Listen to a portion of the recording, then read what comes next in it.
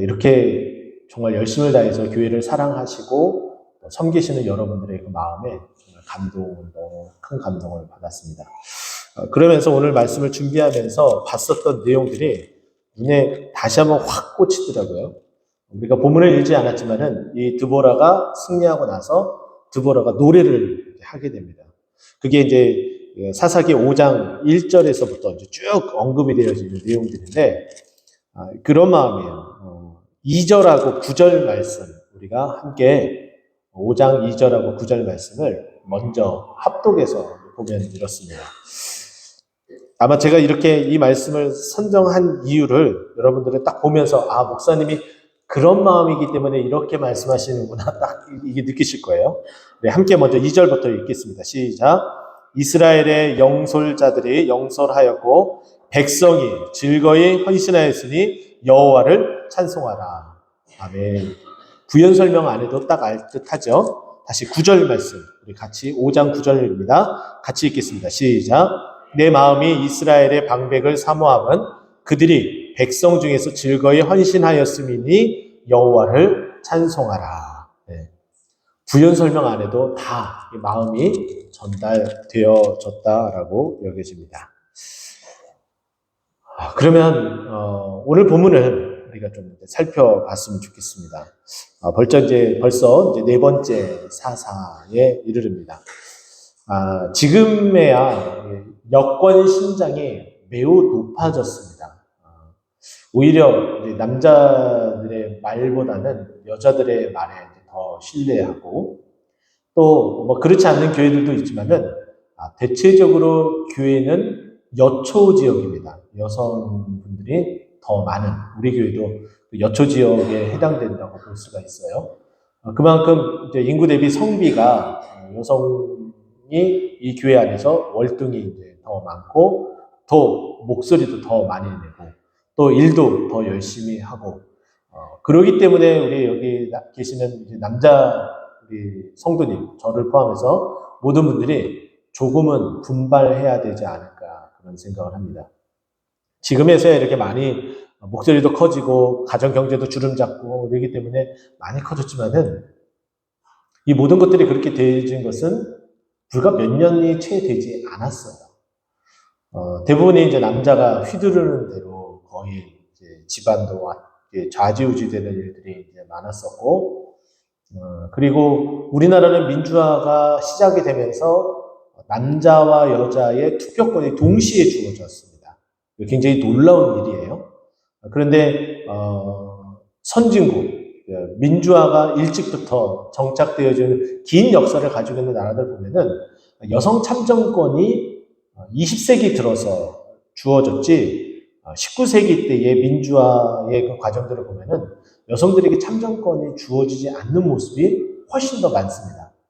그만큼 여성분들이 이렇게 되어진다는 것은 참 쉽지 않은데, 성경은 유독 여러 인권들, 피부색에 대한 부분들부터 시작을 해서 여성에 대한 그런 부분들도 매우 독특하게 우리에게 말해주고 있습니다.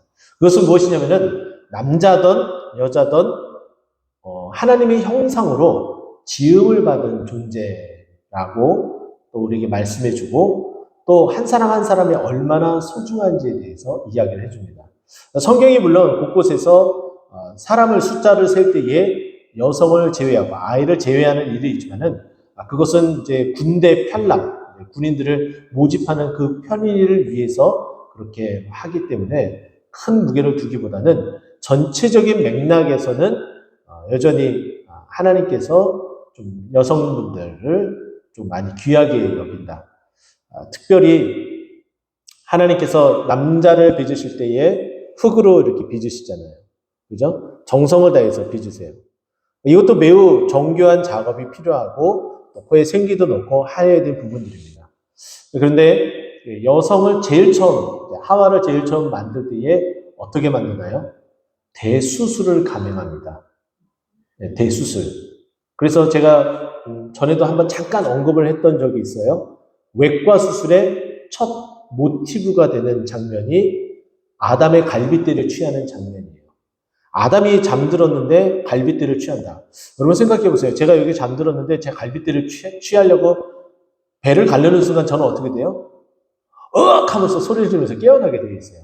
그냥 일반 잠이 아니라 거의 마취에 가까운, 죽음에 가까운 그런 잠을 하나님께서 직접적으로 행하시고 갈빗대를 직접 취하셔서 그 갈빗대로 하와를 이렇게 만들게 되는, 정말 더 심혈을 기울이고, 또 하나님께서 그 아담의 독처하는 것이 좋지 않았기 때문에 더 정성 들이고, 아담이 정말 하나님의 형상을 입고 거의 완벽한, 하나님의 형상의 완벽한 존재로서 이렇게 있지만 혼자 있는 것이, 왜냐하면 하나님께서도 삼위일체 하나님으로 계시잖아요.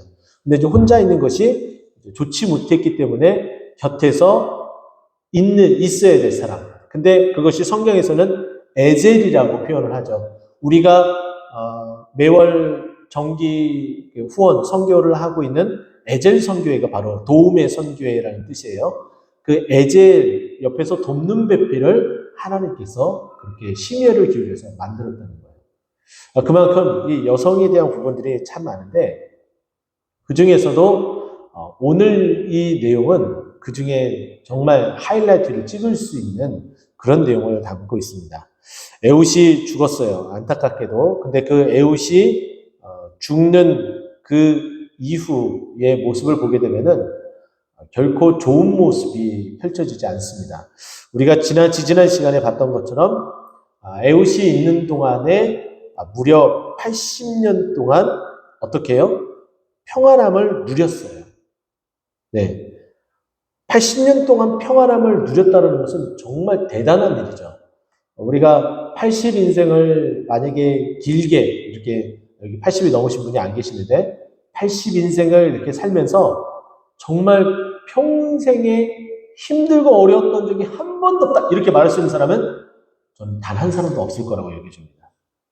근데 성경은 80년 동안 평안했다, 개개인의 삶에 들어가면 좀 달라질 수 있겠지만은 어쨌든 80년 동안 평안했다는 것은 정말 대단한 하나님의 정말 크신 은혜가 아니고서는 이와 같은 일이 있을 수가 없어요. 자, 그렇게 80년 동안 있었는데 4장 1절의 말씀을 보니 에훗이 죽으니 이스라엘 자손이 또 여호와의 목전에 악을 행했다라고 이야기를 합니다. 거의 여호와의 목전에서 악을 행한 것은 우상 숭배하는 일들이 많게 되죠. 그리고 거의 그 죄에 대한 그런 부분은 불순종들이 많아요.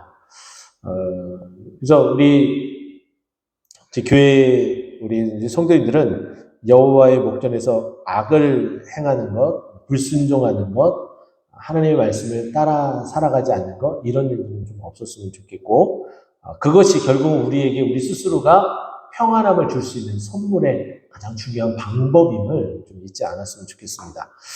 그런데 에훗이 죽으니까 이스라엘 자손이 여호와의 목전에 행함으로 힘들어지게 되죠. 어려워지게 되죠. 이와 같은 것들은 계속 반복되는 사이클이 있다고 말씀을 드렸어요. 자, 그래서 이스라엘 백성이 여호와 앞에 이제 나중에 보게 되면요, 이제 표현이 나오게 되면 기도하게 되는 모습을 보게 됩니다. 자, 그런데 이 목전에 이 악을 행하니까 하나님께서 결단을 내리는데 그 결단의 내용이 2절에 먼저 언급이 됩니다. 여호와께서 하솔에서 통치하는 가나안 땅 야빈의 손에 그들을 파셨다. 그러니까 내몰았다라는 거예요. 내몰았다. 이제 내게 아니다. 내게 아니다라고 내몰았다라는 의미를 가지고 있어요. 이 가나안 땅 하솔에게 내몰았다. 이제 내게 아니다. 단절의 의미를 삼고 있는 거죠. 여호와께서 하솔을 통치하고 있는 가나안 땅의 왕이래요. 이전에는 메소포타미아 왕도 있었고 모압 왕, 그리고 에돔 왕, 그리고 이렇게 멀리서도 이렇게 왔었던 이제 그들을 아말렉도 포함해서 이렇게 했었는데, 이제는 함께 살아가고 있는 그 기거하는 그 안에서의 일들이에요. 이러기가 참 쉽지 않습니다. 왜냐하면 80년 동안 평안했다는 것은 80년 동안 이들이 옴짝달싹 못하고 소위 말해서 게임도 안 될 만큼 견줄 수도 없는 상황이었는데, 갑자기 이들이 이스라엘 백성을 괴롭게 할 수 있는 그 근거는 딱 하나밖에 없다는 거예요. 하나님이 파셨는 거, 내모으는 거. 이거 외에는 달리 말을 할 수가 없어요. 제가 여기 오늘 이제 본문 말씀을 보게 되더라도 여기 보게 되면은 야빈 왕이 3절 말씀 보면 철병거 900대를 삼고 어떻게 해요? 20년 동안 이스라엘 자손을 심히 학대했다라는 표현이 나와요. 아무리 철병거를 가지고 있어도 80년 동안 하나님께서 지켜주셨는데 근데 갑자기 하나님이 파시고 내모시니까는 이제 그 야빈 왕이 철병거를 가지고 와서 이스라엘을 심히 학대하는 거예요. 매우 어렵게 몰아붙이고 있다는 거죠. 그런데 그 시간이 얼마라고요? 지금 3절에 보니까 20년이라고 이야기합니다. 20년. 전에도 이 말씀을 드렸어요. 40년 동안 힘들고 어려운 시간을 보냈다. 그러면 1, 2년은 아둥바둥하면서 저항하려고 합니다. 근데 시간이 점점 지나면서 저항해봐도 소용이 없다는 걸 알게 돼요. 그렇게 해서 5년, 10년, 15년, 20년 시간이 지나면 지날수록 더더군다나 그와 같은 상황에 빠지게 됩니다. 우리나라가 일본에 압제해서 해방된 것도 우리나라 스스로의 힘으로 된 것이 거의 없다고 그랬잖아요. 제가 말씀을 드렸잖아요. 그러니까 외부에 일본이 다른 세계대전에 참전하면서 거기서 패함으로 두 발을 다 들으니까 자신들이 속국으로 삼았던 것을 풀어줄 수밖에 없는 상황. 그래서 갑자기 준비되지 않고 해방을 맞이하게 되는, 이게 2차 세계대전으로 인해서 그와 같은 현상이 나타나게 되는 거예요. 그러니까 35년 동안 아무리 발버둥을 쳐도 안 됐었던 게 사실이었고, 또 독립군이 존재한다 하더라도 미미에서 도저히 어떻게 헤어날 길이 없는 상황에 있었던 것이 우리나라의 그 상황이었어요. 마찬가지죠. 20년 동안 그렇게 했다는 것은 1, 2년 동안 저항도 해보고 탈출해보기도 하고 얘네 우리 앞에서 80년 동안 쪽도 못 쓰던 아이들인데 기도 못 펴던 그런 아이들인데 갑자기 나타나서 철병을 가지고 우리를 이렇게 괴롭혀? 이게 왜? 이게 우리 한번 붙어볼까? 붙어보더라도 하나님께서 파셨으니까 그냥 내버리시고 우리를 단절시켜버리니까 게임이 안 되고 계속해서 그 어려움에 계속해서 깊이 빠져들고 있는 거예요. 1, 2년 지났어요. 한 4년, 5년 점점 지나면서 헤어날 길이 나오지 않으니까 이때쯤 되면 거의 어떤 상황이 있는가요? 자포자기로 점점 스며들게 되죠. 똑같아요. 사람의 마음이 똑같아요. 포기를 하게 되는 거예요. 실험 가운데 그런 실험이 있죠. 코끼리에게 착고를 채우고 나서 더 이상 멀리 가지 못하게끔 만듭니다. 그리고 나서 착고를 풀어서 놔두더라도 이 코끼리가 착고의 길이만큼만 가고 더 이상은 못 간다는 그런 실험들이 있어요. 그런 것처럼 지금 완전히 쇠뇌되어지고 완전히 이런 어려움에 함몰되어져서 더 이상 헤어날 길이 없는 상황이 이 이스라엘 백성의 상황이었어요. 그런데 돌파구는 딱 하나밖에 없습니다. 우리가 힘들고 어려울 때는 딱 돌파구는 딱 하나예요. 3절에 나와 있는 것처럼 이스라엘 자손이 여호와께 부르짖었더라. 자, 우리의 돌파구도 하나님만 바라보고 하나님만 의지하면서 하나님께 부르짖는 것임을 여러분 믿으시기 바랍니다. 그래야지 우리가 잘못도 깨닫게 되고 또 회개도 하게 되고 또 회개의 은혜를 더해서 그 어려움에서 벗어날 수 있도록 하나님께서 만들어 주신다는 거죠. 근데 하나님께서 이 어려움을 벗어나게 해주시는데 좀 독특한 방법을 하나님께서 사용하십니다. 물론 왼손잡이 에훗도 독특했고 또 뿐만 아니라 삼갈도 매우 독특을 했습니다. 그런데 이번에는 더 독특한 인물이 우리에게 소개가 되어지죠. 4절, 그때의 랍비돗의 아내 여선지자 드보라가 이스라엘의 사사가 되었다. 자, 여선지자라고 표현을 해주고 있어요. 성별이 일단 싸움을 해서 용맹스럽게 싸울 수 있는 그런 성별은 아닙니다. 그래서 여라는 표현을 특별히 더 썼어요. 자, 그리고 이 여선지자는 하나님께서 보내주셨기 때문에 지혜와 총명으로 이스라엘 백성을 다스리는 그런 일들을 했죠. 그래서 5절에 보게 되면은 그는 에브라임 산지 라마와 베델 사이에 있는 종려나무 아래에 거주하면서 이스라엘 자손에게 그에게 나아가 재판을 받더라. 그러니까 이스라엘 자손이 하나님께서 이 사사를 보내준 줄 알고 모두 다 한 사람, 두 사람씩 입에 소문을 꼬리에 꼬리를 물고 자꾸 이 드보라에게 다가가서 뭘 하는 거예요? 재판을 받는 거예요. 잘못된 일을 고하고 그 진위를 파악을 하고 그리고 필요하면 징계, 필요하면 칭찬, 이와 같은 결과들을 이 드보라를 통해서 보게 하고 있습니다. 조금씩 이제 안정화가 돼가고 있는 거예요. 자, 그런데 이때 보게 되면은 6절 말씀이죠. 드보라가 사람을 보내어 아비노함의 아들 바락을 납달리 가데스에 불러다가 그에게 이르되 이스라엘 하나님 여호와께서 이같이 명령하지 아니하였느냐?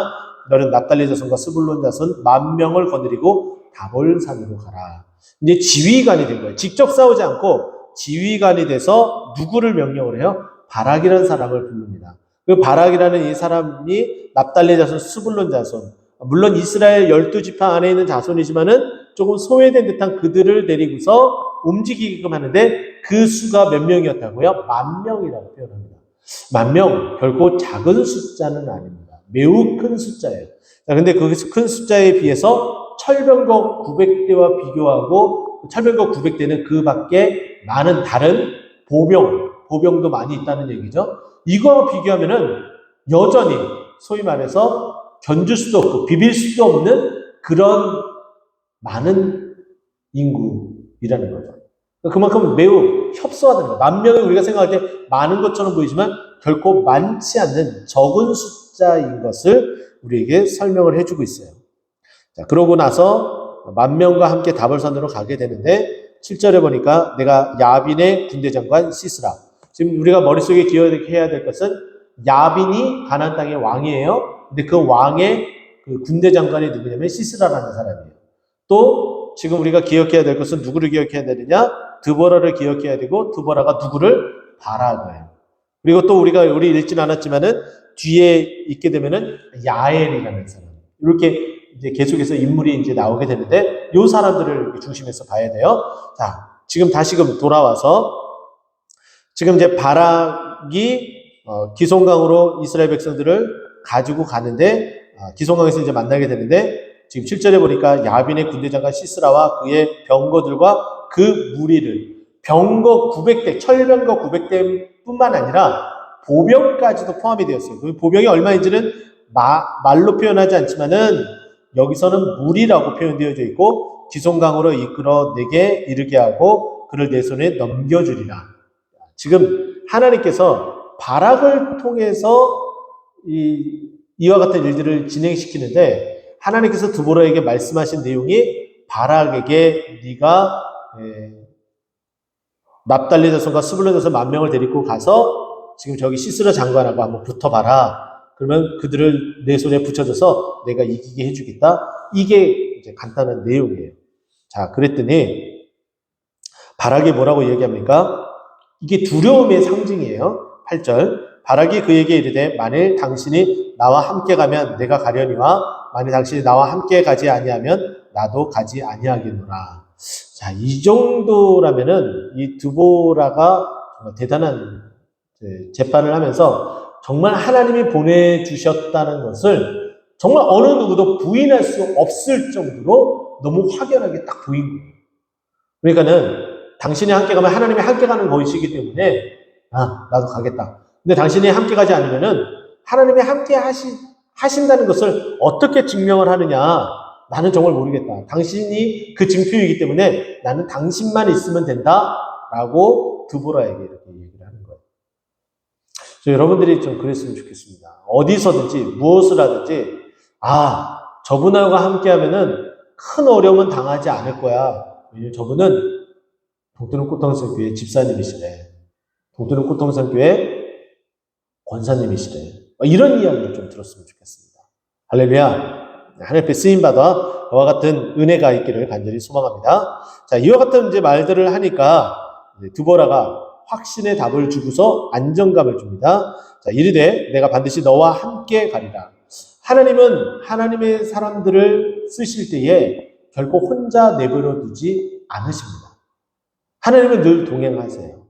하나님이 어디를 가든지 간에 내 이름으로 모이는 곳에 내가 함께 하겠다라고 말씀하셨고 예수님의 그 마지막 그 지상명령 가운데서도 세상 끝날까지 어떻게 해요? 마태복음 28장 20절 말씀에 내가 세상 끝날까지 너희와 항상 함께 하리라 라고 말씀하셨어요. 하나님이 보내놓고서 전혀 무관심하고 그냥 전혀 방임하는 어떠한 그런 수준의 하나님이 아니시다는 거예요. 늘 항상 함께 하시고 우리에게 은혜를 베푸시고 인도하시고 이끌어내신다는 거죠. 자, 그러나 이번에 가는 길에는 9절입니다. 영광을 얻지 못한다. 여인의 손에 파실 것이기 때문이다. 이렇게 얘기해요. 그러니까 앞으로 되어질 일들에 대해서 이야기를 하는 거예요. 네가 이번에 가서 승리, 진정한 승리는 얻지 못하게 돼. 그 승리는 여인이 다 가져가게 될 거야. 하지만은 계속 순종해서 나아가야 돼. 이 이야기를 해주고 싶은 거죠. 자, 근데 놀라운 것은 여기 보세요. 10,000명이었어요. 근데 철병거 900대와 그리고 다른 군대하고 지금 싸우게 됩니다. 우리가 읽진 않았지만은 15절의 말씀 보니까 이렇게 얘기해요. 여호와께서 바락 앞에서 시스라와 그의 모든 병거와 그의 온 군대를, 철병거만 있는 것이 아니에요. 온 군대까지 있습니다. 칼날로 혼란에 빠지게 하심에 시스라가 병거에서 내려 걸어서 도망간지라. 자, 이 말은 뭐냐면은 철병거가 900대가 있는데 이 10,000명의 이 납달리와 스불론의 자손들이 정말 전쟁에서 힘써 나가서 싸우니까는 이 철병거 900대도 다 함몰시켜버린 거예요. 이기게 된 거예요. 지금으로 전쟁을 치면은 보병 10,000명을 가지고 기갑부대를 철퇴시키는 거예요. 한국전쟁 때 보병이 할 수 있는, 우리나라는 탱크가 거의 없는 상태였었고 북한은 그 소련에서 차용되어진 그 탱크를 가지고 밀고 내려왔잖아요. 근데 이 탱크를 저지할 수 있는 방법은 장애물을 설치하는 거. 그래서 여러분들이 지금 우리 교회가 있는 이 인근 지역을 지나가다 보면 도로변에 큰 이렇게 그 조형물들 있죠? 이렇게 터널 같이 갑자기 뚝하니 이렇게 생기는 그런 조형물들 보신 적 있으세요? 고개만 끄덕이시면 돼요. 보신 적 있으시죠? 그게 뭐냐면은 전쟁이 났을 때에 탱크가 내려올 수 있는 그 라인의 선인데 그거를 폭파시켜서 주저앉혀버리는 거예요. 그래서 지연시키는 작업을 하게 되는 거예요. 근데 우리나라가 한국전쟁을 겪을 당시에 이제 피신을 하잖아요. 그러면 기갑부대가 계속해서 밀고 내려오면은 그냥 속수무책으로 당하게 돼요. 근데 우리는 속수일책이죠. 그죠? 속수무책으로 당하게 되는데 근데 그것을 좀 지연시키기 위해서 어떻게 해요? 한강다리를 부수잖아요. 우리가 잘 알고 있는 것처럼. 한강다리를 부수고 또 그들이 충분히 내려올 수 있음에도 불구하고 3일 동안 서울을 빼앗은 상태로 거기에서 지연을 펼치게 됩니다. 그것이 결국에는 전쟁의 성패를 좌우했다라고 전쟁을 기록하고 있는 그 기록사에서 이와 같은 이제 자료들이 남게 되는데 제가 이 말씀을 드리냐면은 탱크로 밀고 오는데 사람이 막을 수 있는 한계가 있어요. 그래서 정말 전쟁의 영웅들, 그런 영화들을 보게 되면은 탱크가 내려오니까는 어떻게 해요? 보병 한 사람이 내가 나라를 위해서, 내가 내 가족을 위해서, 네 이웃을 위해서 내가 이것을 저지하겠다라는 마음으로 수류탄을 들고서 그 탱크 아래로 들어간다거나 탱크 위로 올라간다거나 폭탄을 들고서 탱크 쪽으로 몸을 받친다거나 그래서 몸도 다 폭파되고 탱크도 폭파해서 그 자리에 딱 멈추게 해서 뒤따르는 탱크도 못 들어오게끔 이렇게 만드는, 지연하는. 그러니까 그와 같은 일들이 있을 정도로 보병이 소위 말해서 정말 이 기병들, 이 탱크, 이 기갑부대를 막을 수 있는 데는 한계가 이만저만이 아닙니다. 근데 지금 오늘 보니까 철병거가 900대래요. 그냥 뭐 구리 동파이프 이게 아니라 철병거래요. 정말 뚫을 수 없는 거죠. 근데 거기다가 온 군대까지도 있었는데 그들과 싸웠어요. 하나님이 함께 해주신다고 했으니까 가라고 했으니까 순종해서 갔는데 싸우니까 결과는 어떻게 돼요? 그 모든 군대를 다 무찌르고 심지어는 철병거마저도 옴짝달싹 못하게 딱 막아버리는 거예요. 그러니까 다급한 그 군대 장관 시스라가 어떻게 해요? 엄마야 나 살려 해서 그 철병거에서 내려서 도망간 겁니다. 놀랍죠. 하나님이 함께 하시면 정말 기적과 같은 전쟁도 승리를 이끌 수 있게 되는 거예요. 자, 그래서 이 바락이 그 병거들과 군대를 추격하게 됩니다. 그래서 하루셋 학고임에 이르렀고 시스라의 온 군대가 칼날에 엎드려져서 한 사람도 남은 자가 없었다라고 16절에 이렇게 딱 도장을 딱 찍고 종지부를 딱 찍어버립니다. 그러면서 또 다른 스토리, 아직 전쟁의 승리가 아직 안 끝났어요. 다시 전열을 정비해서 나올 수 있는 여지가 있어요. 누구로 인해서? 그 군대 장관 시스라를 인하여서 이 가나안 땅, 이 야빈 왕이 시스라와 함께 다시 전열을 정비해서 다시금 우리가 20년 동안 얘네 꼼짝도 못했는데 이것들 봐라 하고서 다시 전열을 정비해서 다시 싸움을 할 수가 있는 거죠. 그러면 양쪽에 다 피해를 볼 수가 있어요. 자, 그런데 이때 지금 이 시스라가 도망갑니다. 근데 하필이면 도망간 곳이 어디예요? 여기 17절부터 이제 그 스토리가 나오게 되는데 겐 사람 헤벨의 아들 야엘의 장막에 이르렀다. 근데 딱 오니까 이 여인이 매우 지혜로워. 그러니까 이 드보라 이야기를 하면서 계속 여인이 그 중심에 서고 있는 이 모습들이에요. 그러면서 사실은 이렇게 점점 기울이면서 이제 사사기 다음에 이제 룻기가 나오잖아요. 룻의 그 여인이 어떻게 높임을 받게 되는지, 결국은 하나님께서 다윗을 세우기 위한 그 과정들에 전혀 빠질 수 없는 그 인물들을 하나씩 우리에게 소개를 해주고 있죠. 마태복음도 유대인들의 정서에 의하면은 여인들이 그 족보에서 빠져야 되는데 여인들의 이름을 언급하는 것도 정말 빠질 수 없는 중요한 맥락의 중요한 일들, 중요한 시점들을 차지하고 있기 때문이죠. 자, 그래서 야엘의 장막에 이르렀습니다. 그러면서 이 야엘이라는 이 여인이 먼저 시스라를 안심을 시켜 놓습니다. 안심을 시켜 놓고 그 이불로 덮고 물을 달라고 하니까는 우유를 줍니다. 이 행위는 뭐냐면은 좀 마음을 더 차분하게 가라앉고 좀 편히 잠잘 수 있도록 잠재우기 위한 어떤 그런 방법이었죠. 그렇게 잠들게 해놓고 이 시스라가 이 야엘의 여인에게 부탁을 합니다. 혹시 나를 찾는 사람, 나를 찾거나 그렇게 되면은 모른다고 해라. 이렇게 얘기를 하죠. 자, 그게 20절 말씀이에요. 여기 어떤 사람이 있느냐 하거든 너는 없다, 모른다 이렇게 말하라 라고 이야기를 했습니다. 자, 그리고 나서 우유를 먹고 결국은 21절에 보니까 깊이 잠이 들어요. 자, 그랬더니 야엘이 장막 말뚝을 가지고 손에 방망이를 들고 이 시스라를 쳐 죽이게 됩니다. 자, 장막은 뭐 더 이상 말씀을 안 드려도 알겠죠. 뭐 지금의 영어로 표현하면 텐트입니다. 텐트 장막. 이제 지금 우리가 사용하고 있는 일반적인 텐트하고는 좀 달라요. 이들은 조금 더 큰 텐트일 수도 있고 개인 2, 3인용도 있을 수 있지만은 어쨌든 장막의 말뚝이라는 것은 어느 정도 땅에 고정시키는 역할을 하기 때문에 한 최소한 요 정도 길이는 될 거예요. 마이크 끝에서 요 정도까지. 굉장히 길죠. 자, 그런데 오늘 본문 말씀 보니까 이 장막 그리고 이제 망치로 시스라를 죽이는데 관자놀이. 여기에 보게 되면 21절 말씀입니다. 그의 말뚝을 그의 관자놀이에 박음에 말뚝이 꿰뚫고 땅에 박히니 이 관자놀이를 꿰뚫고 땅에 박혔다라는 거예요. 제가 좀 사실대로 고백할게요. 제 머리가 큰 편입니다. 웃어야 되는 거예요. 이럴 때는. 언제 웃겠어요? 제 머리가 큰 편입니다. 다시 한번 할게요. 제가 정말 사실대로 고백하도록 하겠습니다. 제가 머리가 좀 큰 편입니다. 아멘. 네, 좋습니다. 네. 어쨌든 이 머리가 큰 편이에요. 관자놀이가 어디냐? 여기에요. 머리 아파. 두통 왔다 여기 관자놀이. 근데 말뚝이 여기에 박히는 거예요. 그럼 아마도 우리는 좀 추정을 해보면은 이 시스라가 편히 누워서 자는 형태는 아니었을 거라고 추정이 되어져요. 왜냐하면 관자놀이를 이렇게 말뚝을 박는다는 것은 옆으로 몰아누워 잤을 가능성이 거의 99.99%라고 보는 거죠.